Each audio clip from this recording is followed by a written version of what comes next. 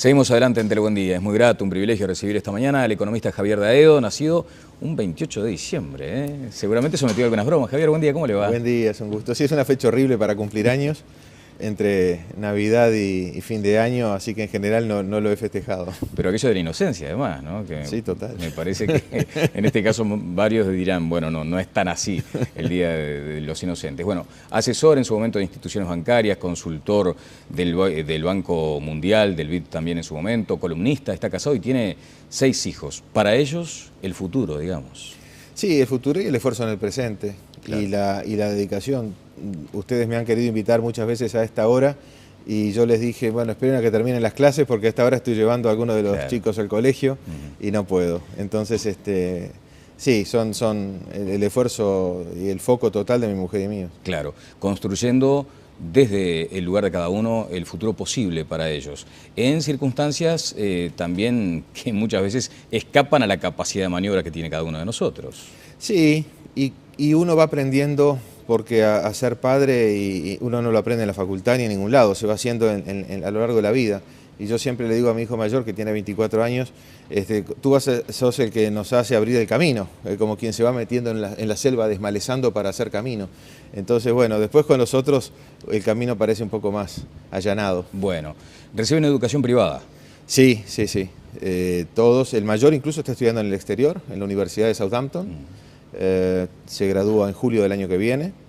Después tengo 2 en la Universidad Ort. Y los otros 3 en el British. Bien, allí surge permanentemente, ¿no?, esa disyuntiva de aquella vocación que uno tendría de enviar a sus chicos a la enseñanza o a la educación pública y sin embargo saber que allí hay algunas circunstancias que condicionan esa decisión. Yo recuerdo cuando era adolescente, hace 30 y pico de años, que algunos de mis primos hermanos que tenían sus familias capacidad suficiente para pagar educación privada, iban a educación pública por una cuestión de convicción, por una cuestión de principios. Y en aquel momento quizá no había la diferencia que hay hoy entre la pública y la privada, ¿verdad? Entonces, eso es una cosa que se perdió. Sin duda la generación de mi padre y varias siguientes les pasó eso.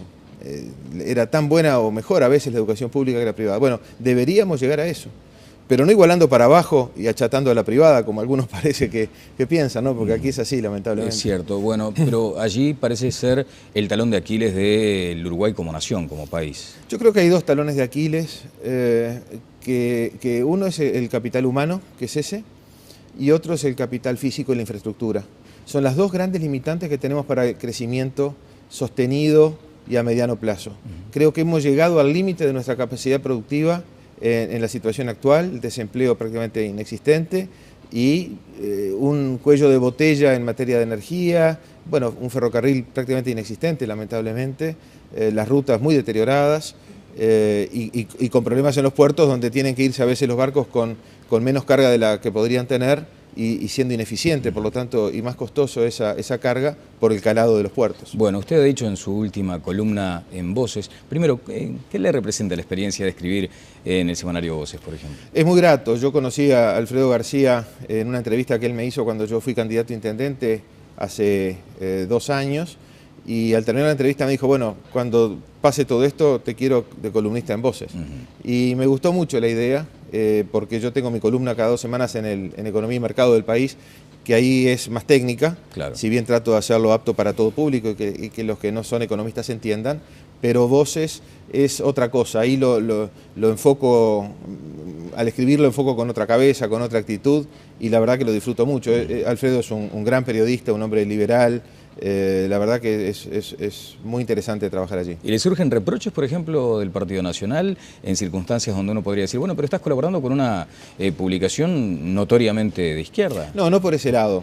Han surgido algún reproche por algunas cosas del contenido que escribo. Claro, pero bueno. Esa concepción filosófica a veces demasiado liberal, digamos, bueno, en fin. No, más bien de apertura de poder aceptar que los que son de otras tiendas puedan hacer aciertos.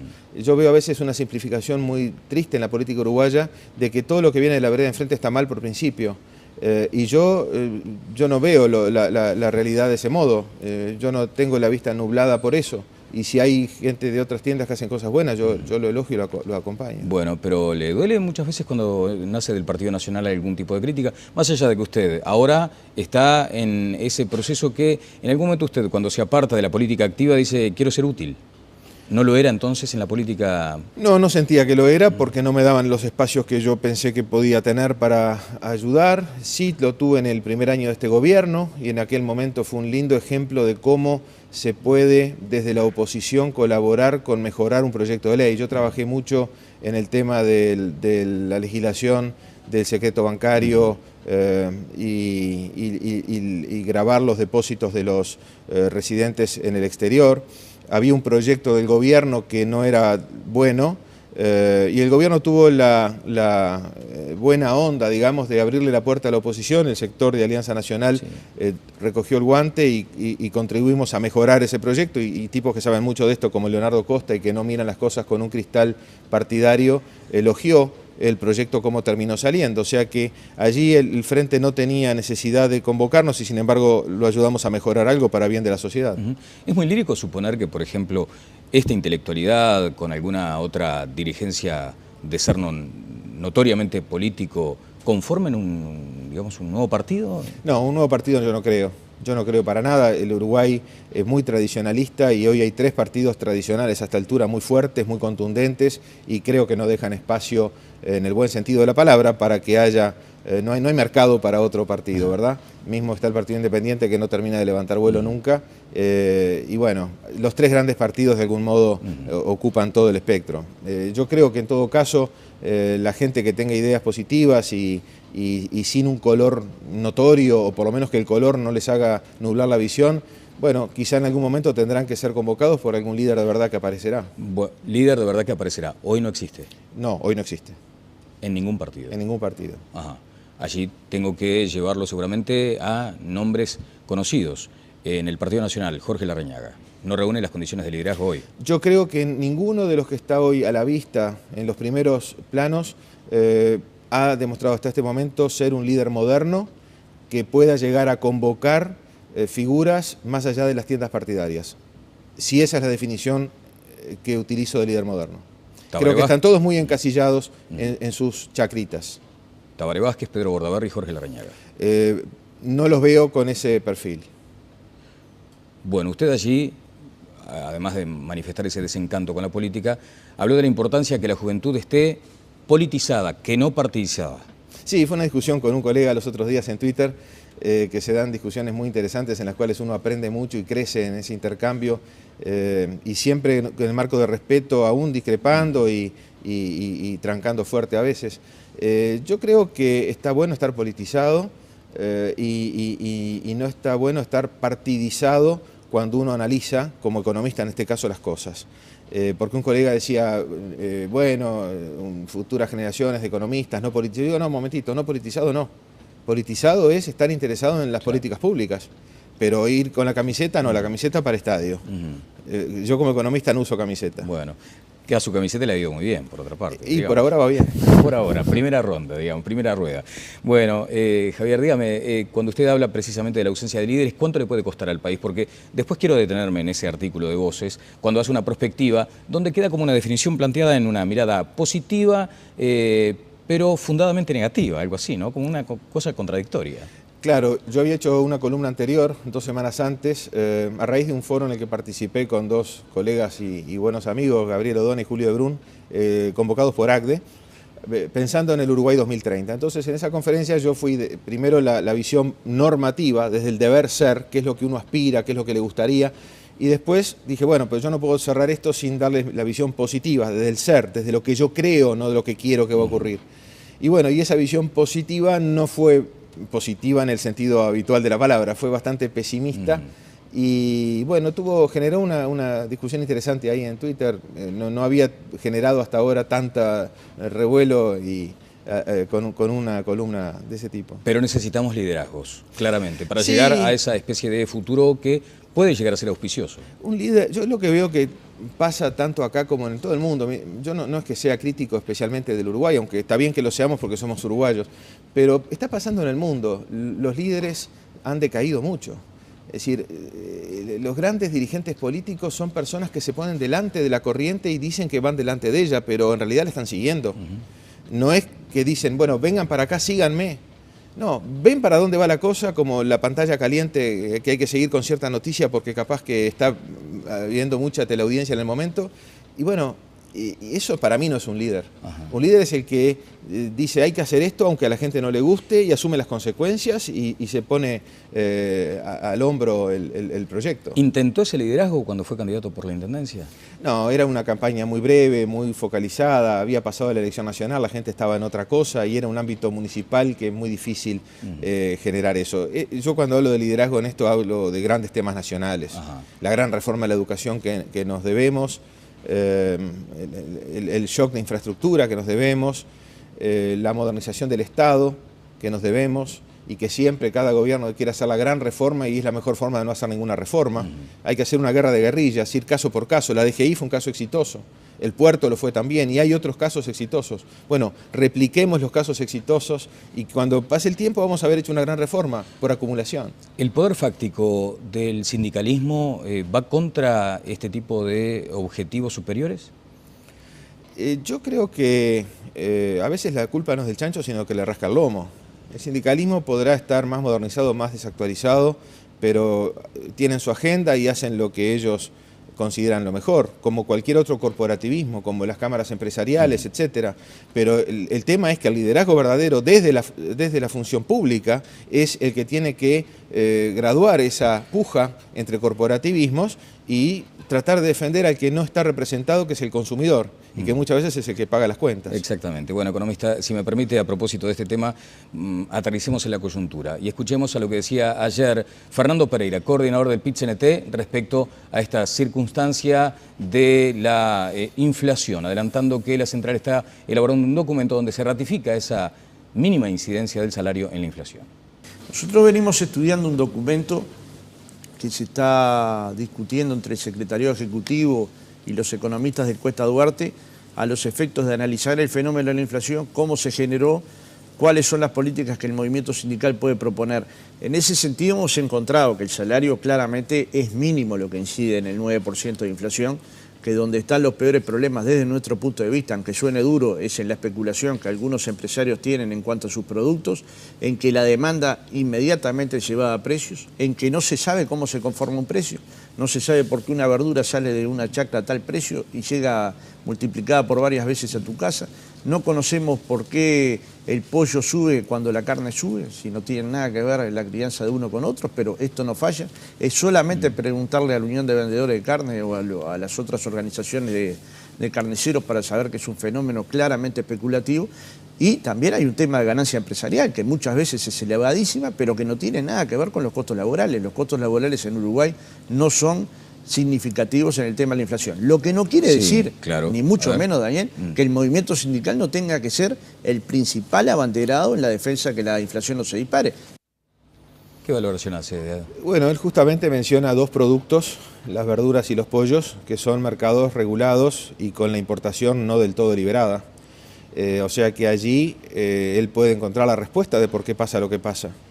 Y yo he escrito en estas semanas últimas a raíz del tema de la inflación que el gobierno ha perdido una oportunidad para desregular determinados sectores a los que se atribuye que hay razones sanitarias, pero las razones sanitarias son más viejas que el agujero del mate como excusa para cerrar mercados. Entonces, yo diría que hay muchas cosas de las que él dice que no las puede demostrar.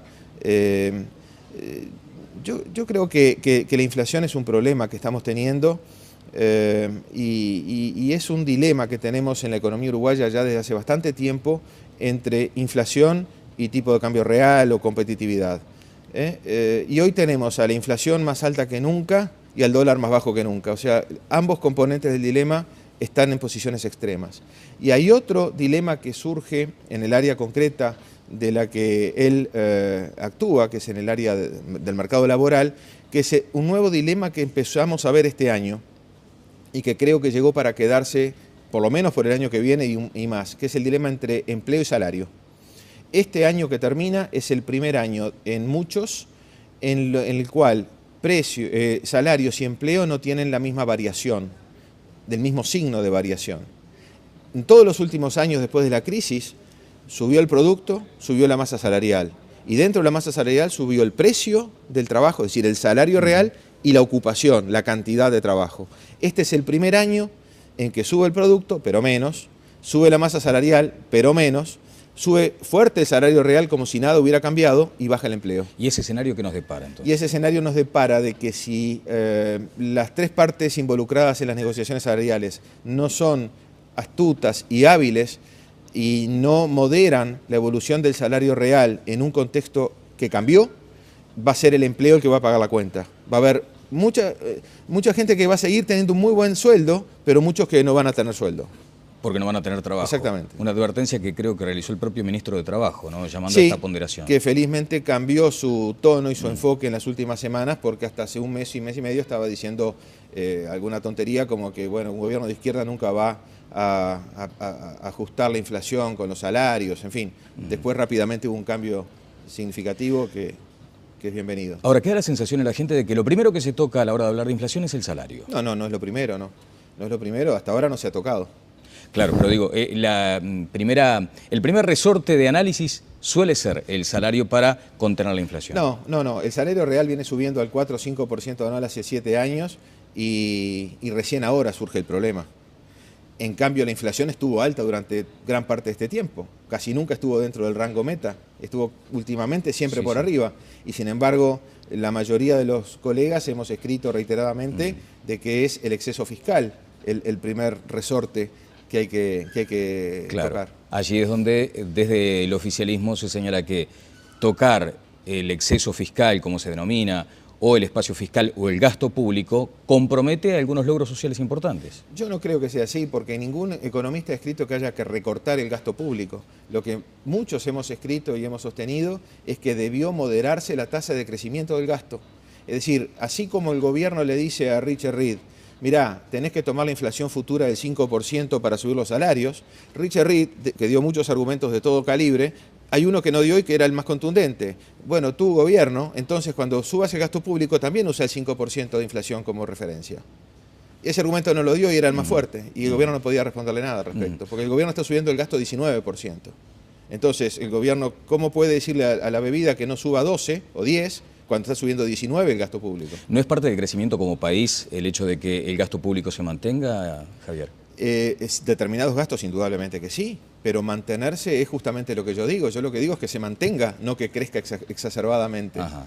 Porque fíjate que hoy tenemos todavía una economía que está en la cresta de la ola, a pesar de que venimos, el surf viene bajando un poquito, pero venimos de estar allá arriba y tenemos un déficit fiscal de 1.500 millones de dólares. ¿Y por dónde el recorte entonces? De vuelta, no recorte, debió No, haberse sido Sí, moderado. el ajuste, perdón, y bueno, el ajuste. ahora quizá a esta altura ya es tarde. Además no veo chance ninguna de que se haga. Lo que va a ocurrir es que el día que haya un ajuste va a ser un ajuste de los que ya conocemos, vía inflación, vía una devaluación y una inflación que coma esos excesos en variables reales que tendrían que haber sido moderadas antes. Bueno, el presidente de la República me dijo que en un escenario de circunstancias vinculadas a una inflación que repunta, podría llegar a comprometer al próximo gobierno en la eventualidad de determinar un ajuste fiscal. Yo coincido 100%. El tema es si llegan al próximo gobierno o si tiene que hacerlo antes. O sea, usted en el horizonte no descarta un ajuste fiscal. Yo no descarto que Argentina nos dé un golpe muy duro en la medida en que en el correr de los próximos trimestres no sostengan la situación fiscal y de balanza de pagos y el dólar paralelo, que ya está en 6,5, termina en 7,5, 8 o más arriba, y eso sería mortal para nosotros.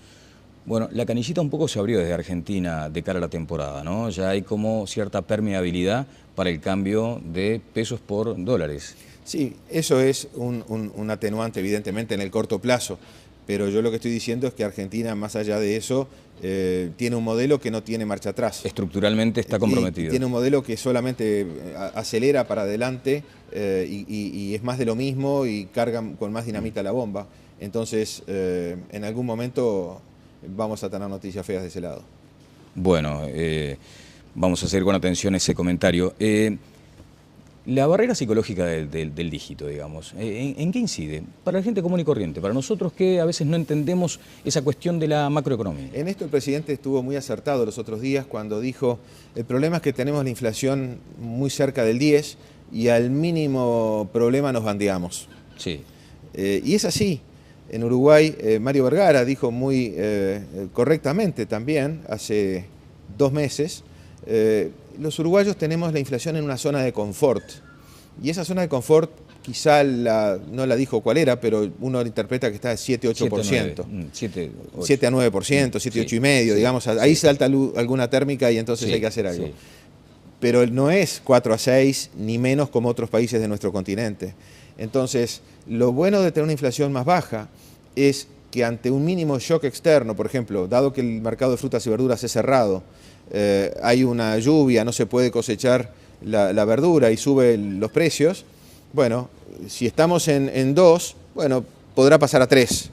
Pero si estamos en 8, pasa a 9 o 9 y medio y ahí ya estamos muy cerquita de un proceso de espiralización que es el problema que podemos tener. Bueno, por eso, esa es la diferencia entre 9 y 10, por ejemplo, pasar de 9 a 10. Yo creo que no hay gran diferencia, pero el tema es que ya se ha asumido como que el 10, si bien se derogó una norma que obligaba a gatillar salarios públicos y jubilaciones cuando se pasara el 10, de hecho, bueno, quedó fijo como un número al cual no hay que acercarse.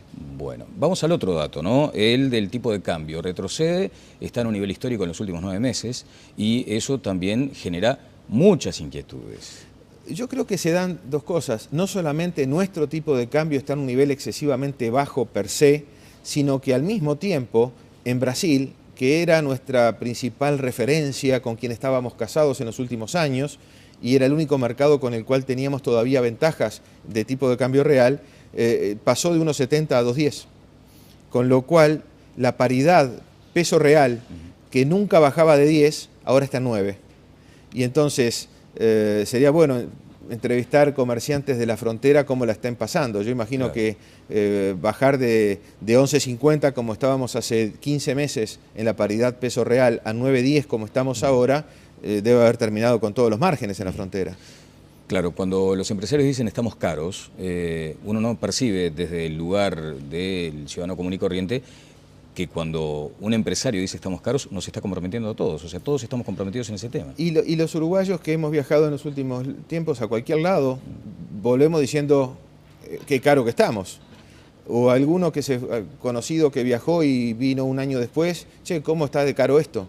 Entonces, yo tuve que ir por una conferencia hace poco a Buenos Aires y realmente con un tipo de cambio de 6, como uno consigue en los cambios de acá, claro, se hace barato. Economista, ¿y hay margen para intervencionismo o esa es una palabra que no le gusta para nada? No, el margen que debería haber es el fiscal de nuevo. Si en vez de tener un déficit de 1.500 millones, tuviéramos un superávit de 500, como quizá deberíamos tener por cómo estamos en el ciclo económico, bueno, el gobierno tendría 2.000 millones de diferencia que hoy en vez de estar endeudándose lo podría estar usando para no endeudarse, para no incentivar una entrada de capitales que se cambie a pesos o para comprar dólares en forma genuina en el mercado, como hizo Brasil de algún modo, que hace un año y pico cambió las políticas, mejoró la parte fiscal, aflojó la política monetaria, bajó las tasas de interés, subió el tipo de cambio y la inflación no subió. Bueno, finalmente otro tema de coyuntura y casi que lo estoy comprometiendo como Alfredo García para que cada tanto tenga su columna por acá. Porque es interesante, pero claro, nos vamos quedando acotados en el tiempo. La emprendió fuerte contra el MPP que está determinando ya conclusiones sobre el IRIC, sobre el ISIR, perdón, sobre el impuesto a la concentración de los inmuebles rurales, y allí hay una actitud de la Federación Rural de decir, señores, no nos sigan toqueteando. No, primero no es el MPP, es un diputado del MPP, porque yo escuché al senador Agassi desmarcándose notoriamente. No, lo que me sorprendió en una noticia ayer fue que alguien en el MPP decía, bueno, fíjense los datos del censo agropecuario, que hay más concentración, por lo tanto el ISIR no ha sido efectivo, hay que hacer una reforma agraria.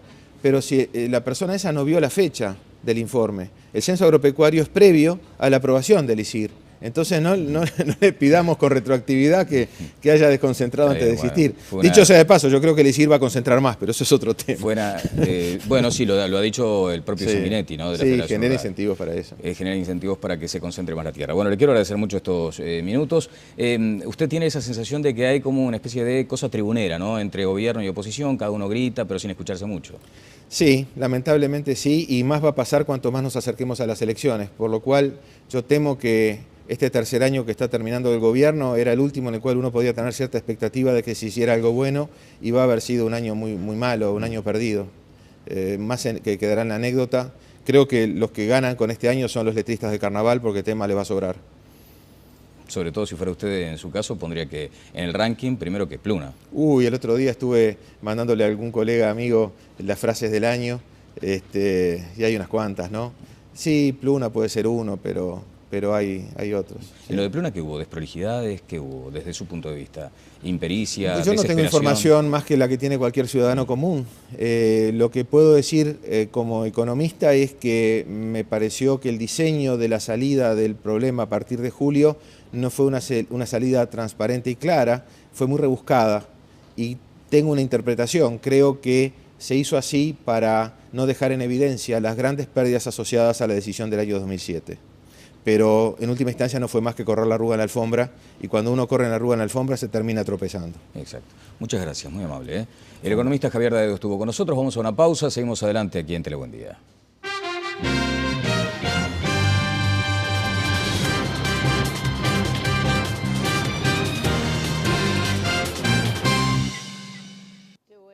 Que muchas veces escapan a la capacidad de maniobra que tiene cada uno de nosotros. Sí, y uno va aprendiendo, porque a ser padre y uno no lo aprende en la facultad ni en ningún lado, se va haciendo a lo largo de la vida. Y yo siempre le digo a mi hijo mayor, que tiene 24 años, tú sos el que nos hace abrir el camino, como quien se va metiendo en la selva desmalezando para hacer camino. Entonces, bueno, después con los otros el camino parece un poco más allanado. Bueno, reciben educación privada. Sí. Todos, el mayor... Columnista, está casado y tiene 6 hijos. Para ellos, el futuro, digamos. Sí, el futuro y el esfuerzo en el presente, claro. y la dedicación. Ustedes me han querido invitar muchas veces a esta hora, y yo les dije, bueno, esperen a que terminen las clases, porque a esta hora estoy llevando a algunos de los chicos al colegio, y no puedo. Entonces, sí, son el esfuerzo y el foco total de mi mujer y mío. Claro, construyendo desde el lugar de cada uno el futuro posible para ellos. En circunstancias también... De 30 y pico de años, que algunos de mis primos hermanos, que tenían sus familias capacidad suficiente para pagar educación privada, iban a educación pública por una cuestión de convicción, por una cuestión de principios. Y en aquel momento quizá no había la diferencia que hay hoy entre la pública y la privada, ¿verdad? Entonces, eso es una cosa que se perdió. Sin duda es la generación de mi padre y varias... Ahora incluso está estudiando en el exterior, en la Universidad de Southampton. Se gradúa en julio del año que viene. Después tengo 2 en la Universidad Ort y los otros 3 en el British. Bien. Allí surge permanentemente, ¿no?, esa disyuntiva de aquella vocación que uno tendría de enviar a sus chicos a la enseñanza o a la educación pública, y sin embargo saber que allí hay algunas circunstancias que condicionan esa decisión. Yo recuerdo cuando era adolescente... Seguimos adelante en Telebuen Día. Es muy grato, un privilegio recibir esta mañana al economista Javier Daedo, nacido un 28 de diciembre. Seguramente sometido a algunas bromas. Javier, buen día, ¿cómo le va? Buen día, es un gusto. Sí, es una fecha horrible para cumplir años, entre Navidad y fin de año, así que en general no lo he festejado. Pero aquello de la inocencia, además, ¿no? Que sí, total. Me parece que en este caso varios dirán, bueno, no es tan así el Día de los Inocentes. Bueno, asesor en su momento de instituciones bancarias, consultor del Banco Mundial, del BID también en su momento.